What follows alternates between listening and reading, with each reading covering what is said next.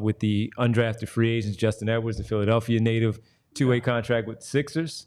And then they also locked in David Jones as another player, as a two-way guy to join the teams. We'll hopefully see those players in Summer League. Like the two players, I know you like Justin Edwards, Kyle, speaking about him a little bit yesterday. Yeah, I mean, I'm more familiar with him, quite frankly, because he's one of the few guys in the draft that I watched in high school, right? Like, he's a local kid, so he got a ton of buzz coming out. Out of Emotep.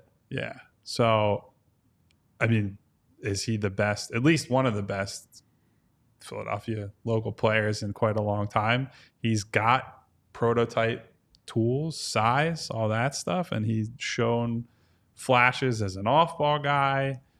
I think he might shoot over the long term, which would be great, but he did not have a good season at Kentucky. And when they recruit so much over you, not even over, they recruit so many guys, someone's going to get lost in all of those players, and he was one that seemingly got lost there. And I think he started really slow there. And as these other guys, Reed Shepherd had an incredible season. Dillingham was awesome off the bench. And as those guys became a big part of what they were doing, Edwards, he's a big name and a big recruit there. He just, he falls down the pecking order a little bit. You have to figure out, what does he do? I think there were some issues with his burst was not quite good enough to consistently get to spots inside the arc and finish at the rim and things like that. And so he's a guy that didn't do the things he's good at or the things people think are projectable well enough.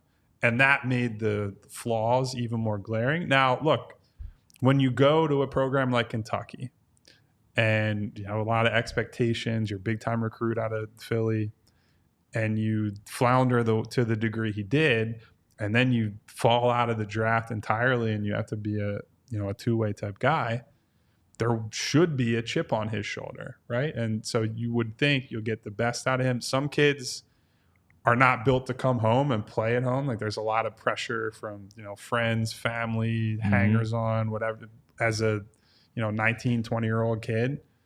So who knows how that'll go, but maybe coming home will be right for him. It'll bring him back to, like, this is where he had his confidence, to his swagger, and like, this is where you built a name for yourself. And so it can be a positive for him after all that. And so obviously as a local kid, you root for him to figure it out. And he's got a lot to him if he can tie it all together, but we'll see.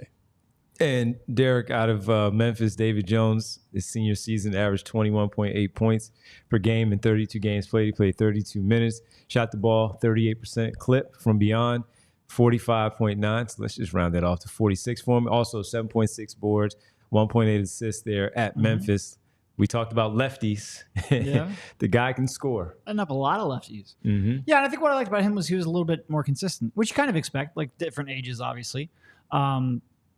Look, you're just looking for one player to stick. Take one player with upside, one player that's maybe proven a little bit. Yeah. We'll see. Yep. But they both got size. They both got maybe the physical tools for it. Honestly, Daryl has done pretty well in terms of like undrafted and two-way guys. Go get him, Rick. Exactly. So I'm anxious to see what they got. I mean, listen, if you get one real two-way guy a year, I think that's better than most of the league. So Ricky was great last year. We'll see what happens with Turk. Yeah. Yeah, well, listen, I mean, pretty good squad they're putting together for the Summer League to see what happens there. We all silly like the mayor.